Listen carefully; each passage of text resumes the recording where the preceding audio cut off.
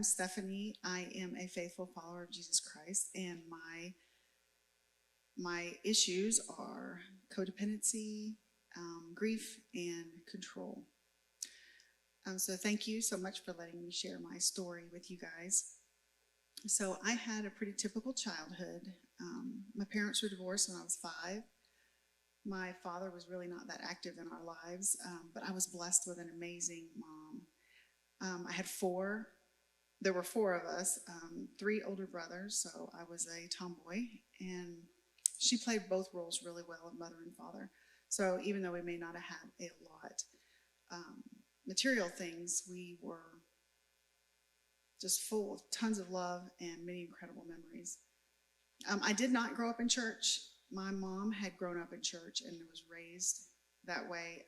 And as a young mom, she continued and worked in children's ministry. However, she experienced what many of us call church hurt, and unfortunately, she never really got over it. But as I was growing up, I attended vacation Bible school with some of my friends during the summer and occasionally went to church with them on Sundays. When I was 8 or 9, I gave my life to Jesus. I knew I wanted to go to heaven, and I wanted to be loved unconditionally, and I wanted to be accepted. I went to the altar many times over the years. I didn't really understand what all that meant. So growing up, I was a good kid. I was athletic, followed all the rules, made good grades, always honored my mom because I respected her so much. However, as I grew older, I made some poor decisions, including who I was hanging out with and going to an occasional high school party. Went to college locally at University of West Florida there in Pensacola.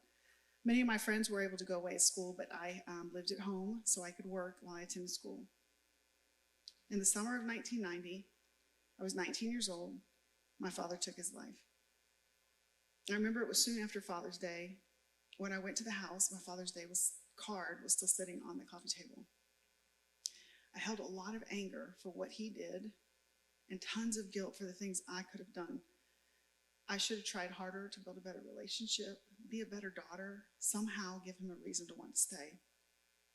I got married on my 22nd birthday. Absolutely no idea what a marriage was supposed to look like because I had no memories of living with my father. And my husband, he didn't grow up in a very stable household either. So my father was unfaithful, and his was married at least 6 times.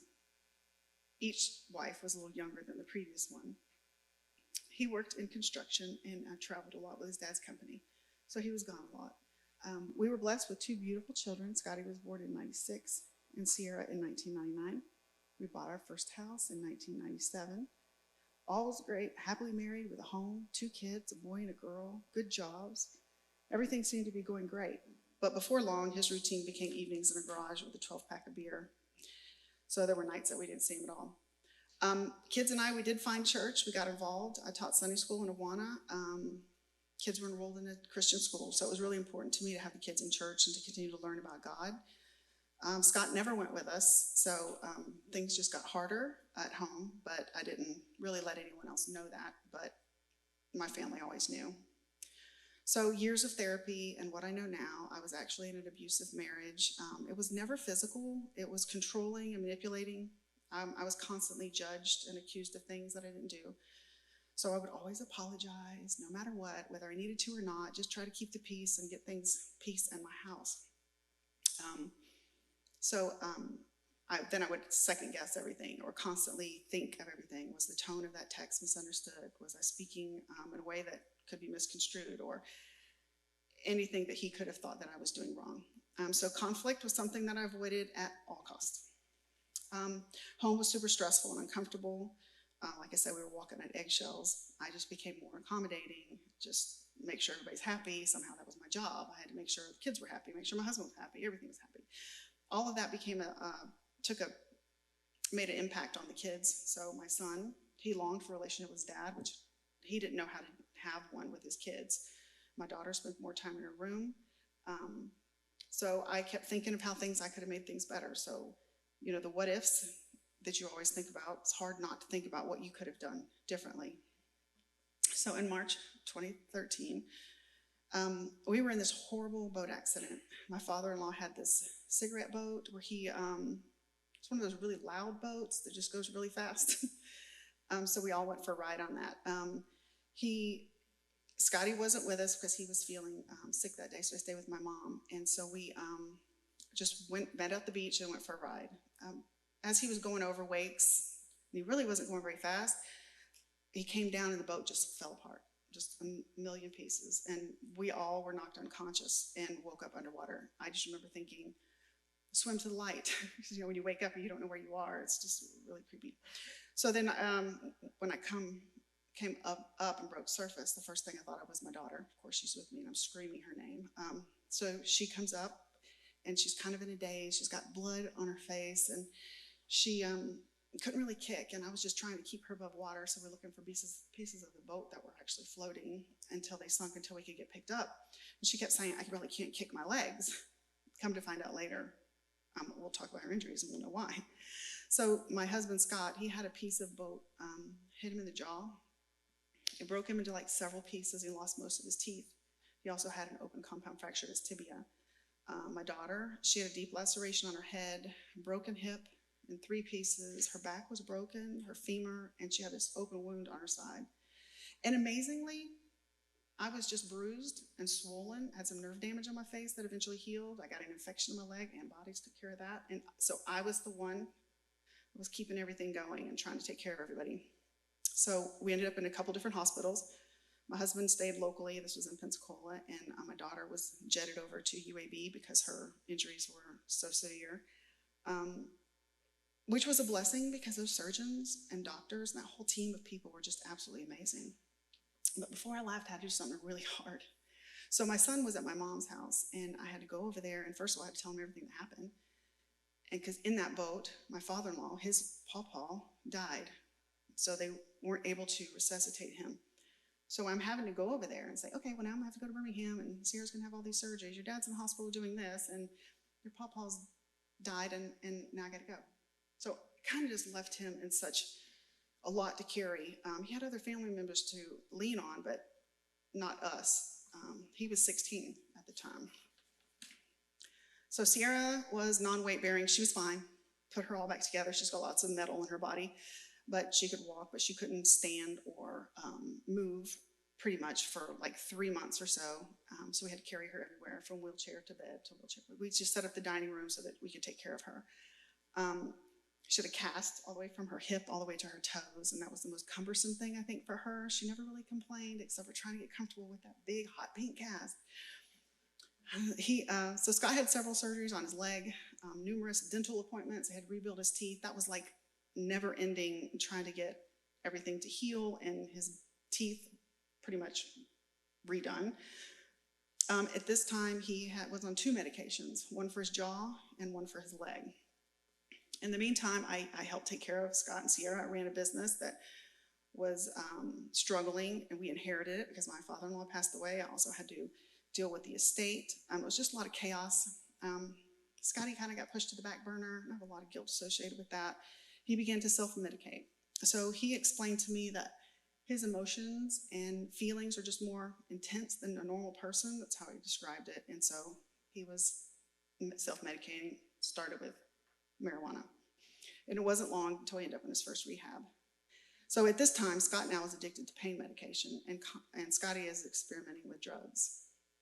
So I was trying to keep everything together, which was exhausting. I just wanted to somehow get some normal life back. I mean, what we had wasn't great, but it was a lot better than this. So during all of this, my enabling, my codependency, and everything was just getting worse because I felt so much pressure just to try to keep this family together. But as far as my husband was concerned, my priorities shifted a little bit because I had so much to deal with. I really didn't have time to bend over backwards or make sure he's okay, or apologize to things that I didn't do, or I just didn't have time for that because I had all this other stuff going on. So our relationship actually was getting worse. We were getting more distance, and that just kind of fueled his insecurities. In the meantime, father and son relationship pretty much was non-existent. He ended up kicking Scotty out of the house.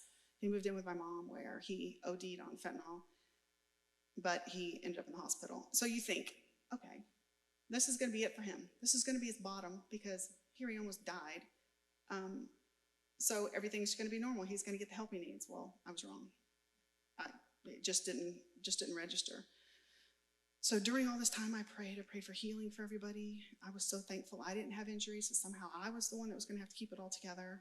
And I prayed for Scotty that he would get clean and be happy. But I prayed, and I really didn't turn to God for answers or guidance. I was just continued to do all the things that I felt like I needed to do. I was on autopilot, just do what I need to do every day. So at this time, I had a little why me attitude. So I was praying for all these things, and it was almost like I was praying in a way, when I look back on it, it was like I was praying in a way somehow to make my life better. Somehow I kind of pinched me around me. In 2017, my daughter moved to Atlanta. So in the meantime, Scott and I talked about our relationship, how it wasn't working, how I had changed. When someone goes through something like that, all those things, you're bound to change. I said he needed to get treatment, but he never did. Things just weren't great. So we kind of not officially separated, but we weren't together. Still married, but just separated. So a few days later, I received a call about 11 o'clock, and it was Scott. And he said, "I thought you might want to hear this." Then I heard a gunshot, and then Scott yelled out. So I screamed his name, and there was no answer. I called 911, rushed to the office, and I looked at my phone, and I realized he had so many text messages on my phone, and I was sound asleep. I didn't hear anything, but when he called me is when I heard it. So he likely thought I was ignoring him. So if I'd only answered his messages. So there's more what if, more guilt. This happened 2 days after Scotty's birthday, and right before Thanksgiving. Sierra was driving into town, so I waited till she got home to tell her everything that was going on. I was really angry at Scott. For one, calling me like that. That was just really hateful. And he knew that everything that I had gone through with my own father's suicide and how it impacted me and how I knew it was impacting the kids. So then I felt like I had to overcompensate even more. I also got really angry at God. This was my period. I was so mad. The family had gone through so much already, right? So why? It just kept coming. I was like, what else can I deal with? So there was some self-pity. I felt sorry for me. I felt sorry for the kids. And so then I just really, really wanted to fix everything. And I know that Scott was in a really dark place. I know that he was addicted to pain meds, which come to find out it was much, much worse because he hid everything, and he would be up all night and sleep during the day. So there was a lot of stuff that I didn't know about until after, and then all this stuff started falling into place. But he had never really mourned his dad, never able to fill those shoes within the construction business, and he had all those surgeries and stuff. So it was just a lot for him to manage. So in the meantime, Scotty continued to struggle with drugs, and he spent 6 months in jail pretty soon after his dad's death. So I remember a friend trying to talk to me after this particular incident that he ended up in jail, and I was really angry, and I said, "Stop." I said, "If you're going to say something about God right now, I'm going to tell you I just don't really want to hear it." I was really in a dark place. I spent evenings in my recliner, probably drinking too much wine. I was isolated. I didn't want to see my friends or anybody. It was really just immediate family only.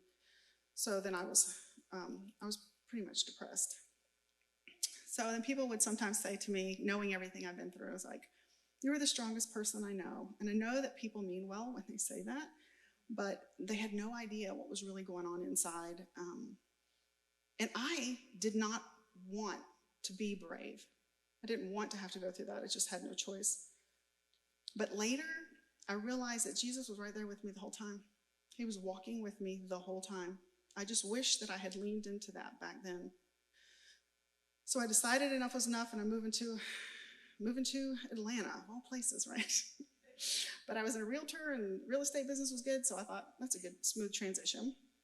You just get somewhere, you just have to get out of the mess that you're in. So after settling in, I wanted to try to meet people. So what do you do in a new city when you don't know how to meet people? You go online. You go to church. I went online. This was before church. Yeah, now I know. So this is where I met Michael. Mhm. And I had sworn I would never marry again. I was married for almost 24 years. It's funny how, we think we know best, but God has a different plan, and it's a better plan. So when we first started dating, it was kind of weird. Any codependents out here, you know how you do everything for everybody all the time. So you've got someone that comes into your life that wants to do things for you. It's really uncomfortable. And it was so weird. But I'm okay with it now. Totally settled in.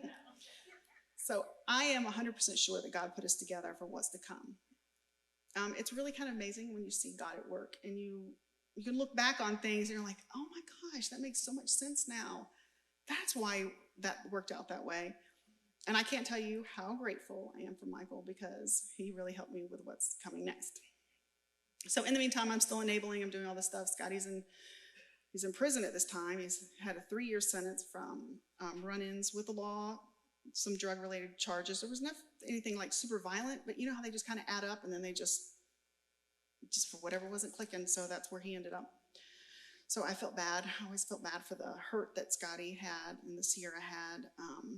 They would always mourn a relationship with their dad that would never have, and I knew what that was like, because that's how I was. So Scotty's addiction got worse in prison. So I learned that drugs are readily available in prison. That's just a whole other thing. So I believe he had a psychotic break as well. There were times when I spoke to him when I knew he wasn't himself. He was either using, or he just didn't sound like himself, like something was a little off. After he was released, he decided to move into a sober home. But he was kicked out after 3 weeks for drinking. Now understand, he was not permitted. Well, we'll get to that. So he went to detox after those 3 weeks, and he was there for like 2 or 3 days and was going to go to rehab at MAR. But somewhere between detox and MAR, he got something. I still can't figure out how that happened. So they were going to turn him away and put him back in detox for one night to come back to rehab the next day. Well, he refused one more night of detox. So he decided to check himself into a hotel across the street. So I know that there were several discussions between Scotty and Mar. They were going back and forth, because he was going to go back to rehab, and even they would share text messages, because he'd be like, okay, Thursday I'm coming in. So that was Thursday. And the following Sunday, they found him unresponsive in his hotel room.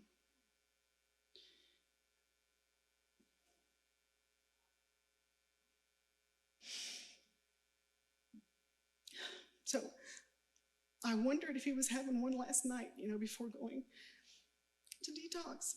I mean, he used to talk to me about getting clean, how he wanted to help others. I mean, one time in jail, he called, and he had helped somebody who had just gotten there, and he was really distraught, and he was upset, and he was crying, and this guy just didn't know what to do. But Scotty talked to him, and it kind of helped him through that. And he called me, and you know how when your kids get this real excited voice, like something great just happened, and that's kind of what he was. So he really loved to help people. He was one of the most thoughtful, caring, and loving people I met. They would say his gift was compassion, and I think he carried a lot of people's stuff, and he didn't really know how to deal with his emotions. So that compassion, caring kid is the one that I miss the most. So prior to Scotty's release, I did all the work. I went to workshops. I went to therapy, trying to figure out the best way to help him without enabling him, like somehow help him on the right path.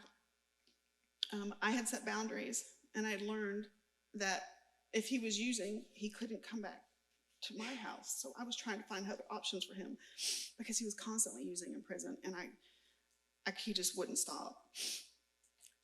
So he chose the sober living home. So on June 3rd, as I was driving to the cabin, I prayed. We had a women's group thing at my house, and somebody said something that triggered something, and I wanted to talk to her a little bit about it. But I prayed and I pleaded in tears as I'm driving. It's about an hour drive, and it was just like, just please save my son. God, please just save my son. I was doubting how I was supporting him. I was doubting whether I was doing the right thing for him. What could I do to help him? I've been to another Celebrate Recovery, and someone had said how we're not responsible for their recovery. But that's hard for a mom not to want to fix that. So I prayed for guidance to help Scotty. So the next day, I went to church and then went back to the cabin, and I got this phone call. And it came across as something, well, I totally ignored it because I didn't know, didn't recognize it. But then it called right back, and it was medical something. So I thought, oh my gosh, Scotty might be in the hospital. What's going on? But it was actually the ME. So Scotty was found unresponsive in his hotel room. I just fell to my knees and screaming no and sobbing. Michael took the phone to see how God knew what was coming, right? And this is a really hard feeling. If anyone's lost someone super close to them, it's just like, and I still feel it. It's like an empty hole. There's just emptiness. It's like how my brother used to kick me in the stomach when I was little. It's like that. Scotty grew up in church, was baptized. He went to a Christian school. He even actually wanted to be a preacher when he was little, and he had this little blue suit that he would always wear. He was so cute. But he was so lost, very lost. And so I was really worried about his salvation. So the next morning, about 3 o'clock, I was up pretty much all night. I'm sitting on the front porch of the cabin. I'm all wrapped up in a blanket. It's kind of chilly. It's June. That's weird. And I'm rocking, and I am just praying, and I'm just crying, and I'm just sobbing. And over in my head, I heard this part of the song that we sing in church. Now, this is going to tell you right here why I don't sing in the choir. Hell lost another one. I am free. I am free. I am free. Over and over and over and over and over in my head. It was just stuck. And I knew that God was telling me that Scotty was okay. And I had envisioned Scotty was actually in the arms of Jesus. So I am believing that I will see him again. And I know they don't, even though they lose their way, they're still God's child, right? And they're saved. So remember how I said God put Michael in my life for a reason? It's just another example of how he works, right? Michael is a recovering addict. He's been sober 15 years, and I'm so proud of you. And I did question this. But when we first started dating, and he tells me, I'm like, what? So I'm like, really, God? You're going to put someone else in my life that has a problem with drugs? And it was kind of hard to deal with at the beginning. But you know who went to all those meetings with me trying to get ready? Michael went to AA. He's the one who understood what Scotty was going through. He knows his struggles. That feeling of hopelessness, it just breaks my heart that anyone feels so hopeless. So God knew exactly what I needed. Soon after Scotty's passing, when I came back to church, I took a little break. I just didn't want to be around people.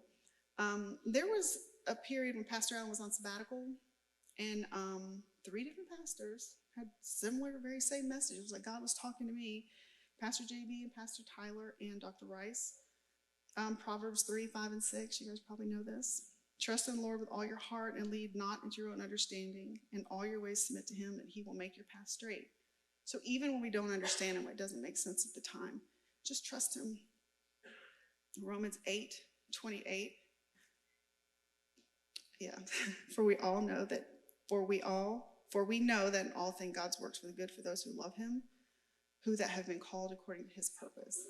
Now I'm going to be honest here, I do struggle with this one because I don't know how that's for my good, but it's not all about me. So I try to kind of change the perspective. Like maybe it was all for Scotty's good. So that one I do struggle with, but I know his word is true.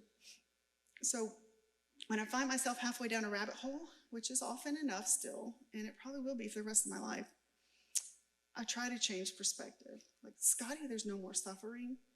He found that peace he was always looking for. He always wanted to be totally accepted for who he was, and that unconditional love that he couldn't find. Finally, having that relationship with a father, which is his true father. And that does give me comfort knowing that Scotty does have freedom. And I also have to remind myself that I'm not in control. So I do believe God answered my prayer that day when I said, please save my son.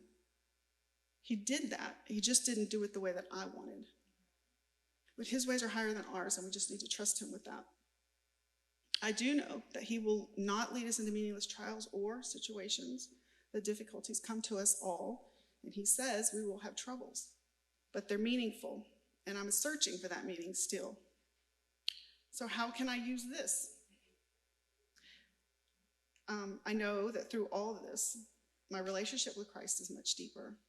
And I've learned to trust him even when I don't understand. So pain, it can either destroy us or develop us. It worked hard to destroy me, but now with God's strength and his guidance, I know that he's developing me. So from another one of Pastor Allen's series that was super helpful to me during this time, these tests we go through, they refine us. They prepare us for our future service. They give meaning to surrender, and they deepen our relationship with Jesus. There is a purpose that all that we walk through. Be patient for insight and how to use it. Through all this, I'm searching for that purpose and how I can use my story that maybe I can help someone else. So Romans 5:3-5. And we boast in the hope of the glory of God.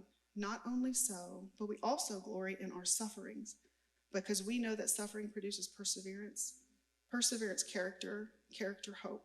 And hope does not put us to shame, because God's love has been poured into our hearts through the Holy Spirit who has been given to us. So another verse that I really like that helps me too, it's Psalm 56:8. You keep track of all my sorrows. You have collected all my tears in a bottle, and you have recorded each one in your book. To me, this shows me that he remembers every pain and every struggle we go through, and that he has so much compassion for each one of us. Lamentations 3:21-24. But this I call to mind, therefore I have hope. The steadfast love of the Lord never ceases. His mercies never come to an end. They are new every morning. Great in your faithfulness. The Lord is my portion, says my soul. Therefore, I will hope in him. We know he is close to the brokenhearted and saves those who are crushed in spirit. So God brought me out off that recliner, and he is still working on me, but I am so grateful for how far I've come, and I give thanks to him.